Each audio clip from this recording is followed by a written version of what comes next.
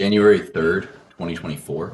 Something I thought was interesting yesterday was that we got this really big rally into the close and then we got a massive gap down. Whenever you get a reasonable buy the close, rally of any kind, any sort of reasonable buy the close, there's a 60% chance that you're going to be able to get out at your initial entry price and an 80% chance that if you take the buy and buy more on a reasonable entry at a later time, you're going to be able to get out around your break even price. For example, if you bought this close, you got immediately trapped and you were never let out anywhere in here.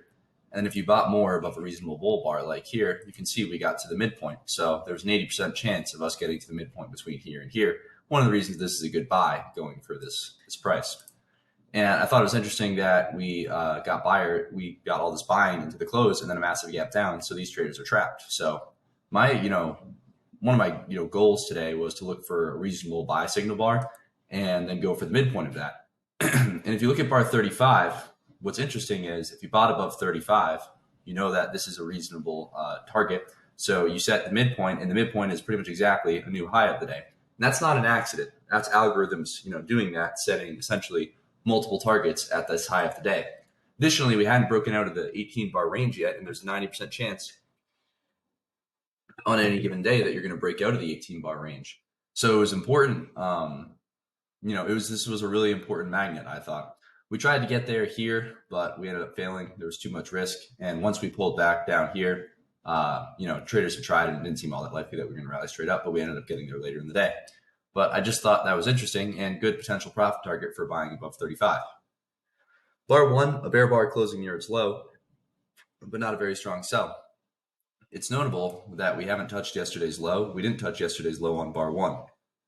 So there's still an open gap with yesterday's low. Why is that important? Well, if bears can start to get a sell-off and keep the gap open with yesterday's low, there's an increased chance of a bear trend day. Bar 2, doji follow-through bar. So pretty much what you expect. Inside bar, essentially a high one for the bulls. It's a big move down for the bears, and they got follow-through on 1. So they're expecting essentially this to be a pullback, which it was with 3. So bad follow-through for anyone who was buying above 2, but not really anyone is going to do that. 3, micro double top with 1, a potential swing short, but it's a doji bar, and we just had a doji bar on 2, so it's really not all that good. If you're taking the sell, you're hoping you get basically a bar like 9. You're just looking for a massive collapse down, and you want the collapse to have follow-through. You're hoping you get a big bear trend from open. It's pretty unlikely that that's going to happen, though, with how strong this rally was, early in the day. 4, bad follow-through for 3. And 5, so essentially, if you sold below 3, you're disappointed in 4. I don't know if you guys were watching, but when this bar started, it started out rallying because the traders who were disappointed in 4 were getting out around break even, causing 5. So essentially 2 and 4 is a micro double bottom, 1 and 3 is a micro double top, or you could say 3 and 5 is a micro double top. Either way, we have a tight trading range open and a micro double bottom and a micro double top, which is common in trading range opens. A lot of times when you get a tight trading range on the open, I shouldn't put this day in here yet. Tight trading range. Tight trading range opens. Okay, I did put it in here. When you get these tight trading range opens, most of the time, it ends up being a trading range day. You can see, for the most part, just ends up going sideways a lot of the day. Besides that, I suppose that's a bear channel. But this isn't as much of a trade. This is a bad example. But you oftentimes end up getting very sideways price action. And so when you see this, you have to be thinking the odds are against a bear trend day. And if you sold below 5, you get 6. When it was near its low, that was good for the bears. But you can see bears ended up scalping out. I'm not sure. They might have been able to make 5 points. So not able to make 5 points, they're only able to make about 3 points, maybe 3.5. So really not all that good.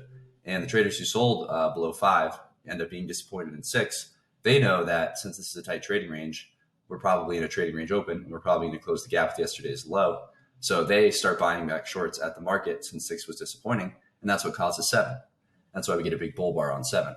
7, a bull bar, closing kind of near its high, but this was a really big gap down. So you can think of this as a giant bear bar. It's probably not going that much higher, and this is still a tight trading range, so I don't think we're probably going to get pulled back into it. 8, a big bear bar closing near its low, but really not all that great. I think you're selling in the middle of a tight trading range. I think that this is essentially becoming an expanding triangle, right? We have two highs and two lows at this point, and usually expanding triangles have at least 5 points. So I don't think it's all that good to sell below 8, selling in the middle of a tight trading range. Better to wait for follow through, and you get the follow through on 9, but now you're selling the bottom of a expanding triangle. So I think if you take 8 and you have zero true risk on 9, a lot of those traders are just going to take some profits. And that's exactly what's happening on 10. And then you get 11, a bull bar with closing semi near its high. It's near its high, but it's a small bar, so it's possible spike pullback channel. But realistically, if you sold below 9, 10 minutes later, if you took this sell on 9, forget the rest of the chart. So you take the sell on 9, what do you want to see here? You're probably hoping to see another bar that looks like 9 and, confirm that the market's always in short when you get that third bar, and you want to see the market not pull back. And then 2 bars later, this is your follow through. Was that the follow through you wanted to see? Not really. So a lot of traders might exit above 11. Some might scale in higher. And you can see this was good enough for at least a second leg down. So traders who took the sell knew we were probably going to pull back, but they also knew they were probably going to get a second leg down. And that's what 14 ends up being. It's a second leg down, but it's also a breakout below the bear channel. And breakouts below channels are low probability. So I thought that 14 was a low probability that we were going to get big follow through in a breakout below the bear channel, and it was not able to close near its low. So if you're selling anywhere down here, you have to be super aware of the fact that you're trying to get a breakout below a channel, and that's probably not going to happen. This looks a lot more like a leg in a trading range to me than it does a bear trend, especially when you get a big bull bar here.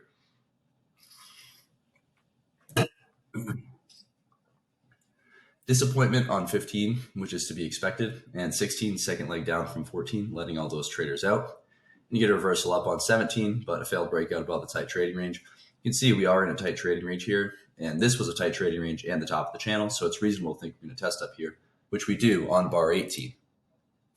18 is a strong bull bar closing near its high, or its upper half at least, but it's really not all that good. This is a pretty tight channel we got from 8 to 16 or 17, so this is probably good enough for another leg sideways to down. 19, more follow through for the bulls, but you can see all 3 of these bars have big tails, which means it could be a parabolic wedge on a lower time frame.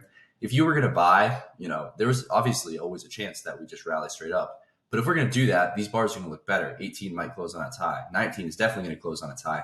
And you want an impressive close above the moving average if you're going to buy up here, and you're just not getting it.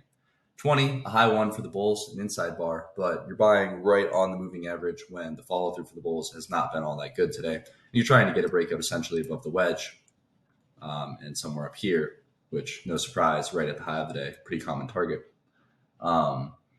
So really not all that good. You're also buying in the middle of the day, so just bad price action. Pull back on 21, and you could argue 22. It's a bear channel. It's a lower high from 8. So lower high bear channel. You could argue it's a double top with 12. And some bears would take it for a swing, but it never triggers on 23. See 23 gets bought up back into the middle of tight trading range, but we're in a tight trading range now, so I wouldn't do anything. 24, disappointing follow through, sellers above the top of the tight trading range. Bulls tried to get essentially high 1, pull back high 2 above 23, but not a good bar. That's why 24 is disappointing. Still important that we haven't closed above the moving average yet today. 25, it's a low 2, a potential swing short, and then you get good follow through on 26, closing below the tight trading range. I thought the fact that it closed below the tight trading range made it a little better, but 25 is your signal bar, and it's not a very good signal bar. Most likely this breakout's going to fail. And a lot of times you're going to get a really disappointing bar like 27 because, the bar was near its low, but the moment it starts to fail, bears are going to buy back their shorts in a hurry, and you're going to get a bar that closes disappointingly strong like 27 did. And those traders will be forced to get out above it if it triggers, but it doesn't on 28. However, this isn't a great trade to be in, right? Just because 27 isn't triggering doesn't mean you want to just sit in this trade. And so as it trades back down to anywhere during 26, any piece of 26 up to the low tick of 26, bears are buying back their shorts around break even. And that's why, there's a big tail on the bottom of 26, because even though, they're not getting stopped out above 27, traders seeing this as a gift and a chance to get out of break even, not a place to sell more and hope we get a collapse. 28, disappointing follow through. 29, it's essentially a double top or essentially a triple top. Traders would argue it's a wedge, 1, pullback 2, pullback 3, and a lower high, and they want to sell for a swing, but I would rather wait. I think that 27 low is the neckline between 26 and 29. So I'd rather wait till we get a strong close below 27. Additionally, there are probably some bull stops below 27. So you're hoping to stop those traders out. Some of them got out. So some of them, bought the close of 27, disappointed 28, got out during 29. But I would argue there's still a lot of traders trapped in. So you get 30, which is a good bar for the Bears, but realistically, they need one more bar. They're hoping to get more follow through on 31 and it close below 27. But the reality is, since it's a trading range, it's probably not going to happen. And that's exactly why 31 happens, because anytime in a trading range you need one more bar to make something clear, you're probably not going to get it. Do you buy above 31? I don't think so. I thought 27 was a better setup, a failed breakout below the tight trading range, and you might have trap traders from here, but a lot less traders would take a sell like 30, and they'd be expecting the trap. And it's a lower entry price than this was, so that's always suspicious. And you're still kind of buying in the middle of the trading range, to be honest, if you think about it. So even in the upper part of the middle of the trading range, so it's really not all that good. I would rather wait and see if we can buy lower, and then you get 31, obvious disappointment. Or sorry, 32, obvious disappointment. 33 follow through, 34 follow through, but 34 trades above 33, subdividing this into two legs, letting you know that this move is not all that strong. 35, a bull bar closing on its high or near its high. So, you could argue that strong trend line here, trend line break, higher low, major trend reversal. I think that's a credible argument, but I would just rather wait for follow through personally. I don't think, I don't think buying above 35 is all that great. I think you probably also took 31 if you bought above 35. So I would just rather wait to see if we get follow through, and you get a big surprise on 36. And when you get a surprise bar at 36, it's good enough for at least a second leg up. So traders will buy the close at 36. And then we go essentially spike into a channel. So channel 37, 38, 39, 40, 41. 40 and 41, we get an inside pattern, which a lot of times can be a final flag. And it's notable that, while we got a good bar on 36, the channel up wasn't all that strong. And now we're at the top of what is a trading range, right? So we're at the top of this trading range, and the market's becoming weaker. So either we're going to get, a failed breakout of the high and a reversal down, or we're going to get an explosive breakout. And this time we ended up getting above the II an explosive breakout with, a good bar on 42. So when you get 42, it's natural to hope that we're going to end up getting, a big follow through bar on 43, 44. I actually just want to see something. Look at that. So it's natural to hope that we're going to get, huge follow through 43, 44, and this is going to be a big bull trend, and we're going to get all the way back up here. But this is a trading range day, so that's probably not going to happen. You have to keep in mind we have a tight trading range open. We had this leg in a trading range, and 8 and 9 are really strong, and it's probably stronger than this whole move. So we're probably not going to get, I think the best case scenario is the high of the day. So that's why you get a ton of disappointment on 43. As a reminder, it's a trading range day, and this could just be a second leg trap, and that's exactly what it was. You can see the 35 low to the 39 high is leg 1, and then 42, 43 is leg 2, and it's an exact measured move. 44, disappointing follow through. The traders who were long up here are selling out, just taking any sort of profit. It is a bull micro channel. It's about 11 bars, so the first reversal down will probably fail, but still okay to be getting out. 45, disappointment with the high 1 since it's a bear bar. 46, inside bar, micro double top. 44, but doji, so really not all that good to be long or short here. We're probably going to end up going sideways, but sideways could mean we have a pretty deep dip down and close this breakout point with this high, and this was a bad buy signal bar, so we might have to get all the way back down here. 48, disappointment, sellers above this high, essentially a high 2, but not all that good, or you could argue it's a high 1. 49, a bear bar closing near its low, but are you going to sell below 49? No, this channel is too tight to be taking that sell.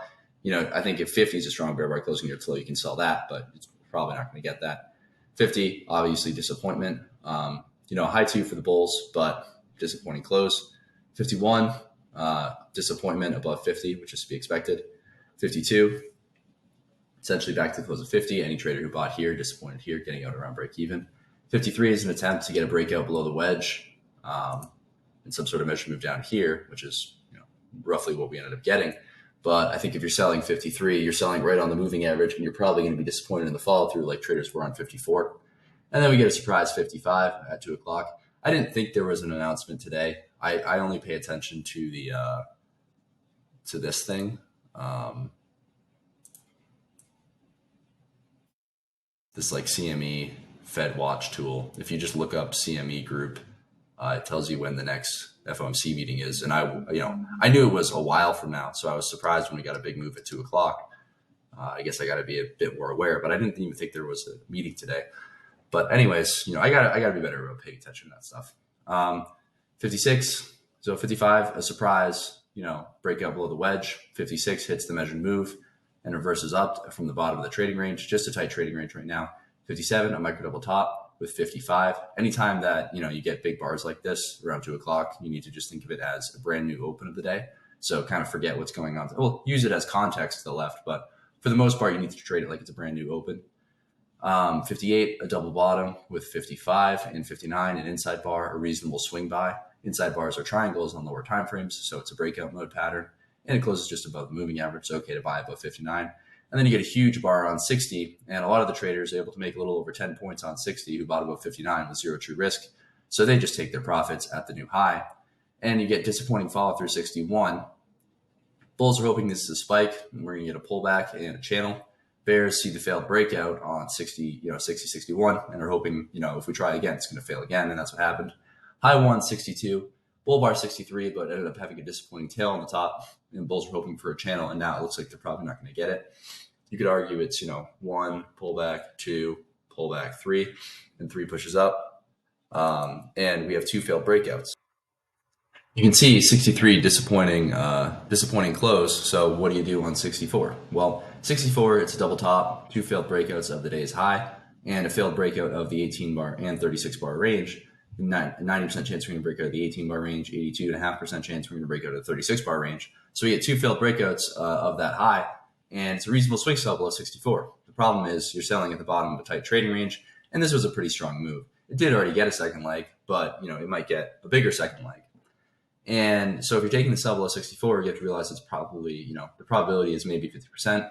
And some traders would rather wait for follow through. You do get some follow through on 65, which you can sell for a swing since it's follow through. Once you're on the sell below 64, it's okay to sell 65 or 66 or 67, etc. Because if you had taken the sell below 64, you'd still be short for 65 or 66. So during 65 or 66, you can just sell at the market and continue to hold. I think 66 is when it becomes higher probability that we're going to, go for at least something like this, some sort of measured move down. So you can sell below 66 or the close of 67. These are all reasonable sells. This is the spike. And then we are in the channel phase. I don't know if we got a measured move down on the spike. Maybe we did. Yeah. So we got, maybe I suppose if you use the whole spike, it's exact, something like that. Yeah. So you could argue that the spike was from 64 to 67, and then you essentially got a pullback on 68, and this was the channel. And a lot of times you get a measured move down of the spike, and that's exactly what we got on bar 77. But anyways, follow through for the Bears, 68, but there's probably not too much left in this move. It's, it's gone pretty far, and we're towards the bottom of the trading range. I think Bears will get out above any bar. 69, a doji, meaning that the sell to close is probably coming to an end pretty soon. 70, 71, more follow through for the Bears. 71, pretty good looking bar towards the bottom of the channel. So, possibly the last bar. Traders probably out just dragging their stop above any given bar at this point. And then you get 72, and traders are going to exit above 72. And that's why 73 had such a big bounce. You look at it and you see from 64 to 71, you have just solid bear bars for, 7, 8 straight bars. And so you're thinking, 72 is not going to reverse all that. And you're right, it's not going to reverse all that. But the pullback could be pretty deep because traders see that it's a trading range and they're probably just going to exit above anything. And when the market is in a trading range, the pullbacks are pretty much always going to be deeper than you want them to be. And that's exactly what happened on 73. Traders exit above 72. You get a big bar 73. Stops. The widest stop I would be using at this point is the top of the channel, which I think is the 68 high. But okay to be short. You could probably hold through this if you wanted to, and then you get a second leg down. That gets to the measured move. Traders could sell again below 75, but it's late in the day. Pretty unusual to get a breakout of the high and the low of the day in the last, hour and a half, but happens sometimes. On the daily chart, you can, this bull close is kind of a problem for the Bears. You could argue it's 1, pullback 2. I think that the magnet we were racing for is around this low, since that's where Bears got trapped. I think we're going to go sideways. I don't think we're just going to keep printing bear bars and go straight down. We might get, an attempt to close below the moving average tomorrow and see what's there. It'll probably be buyers, but I think that we're probably going to start to go sideways here pretty soon. with this pullback. On the weekly chart, expecting obviously a bear close on this week, but it's a minor reversal at best. It could get a deep pullback because this is pretty overdone, but this is ultimately going to be a minor reversal. For stop orders on the day, I didn't sell either of these. I didn't think they were all that great. I thought maybe you could sell 8, but it's just I thought with this and the middle of the trading range and potential expanding triangle, I thought there was a lot of problems with it. 9, it's a surprising follow through for 8, but a lot of traders are going to scalp out. I thought 36 was the best trade of the day. Then at the latest you get out below 49, but realistically, once you start to do this, you can get out a point or two below any bar. You probably take 60, 64, 66, 67. Any of those are fine. And yeah, that's pretty much the day.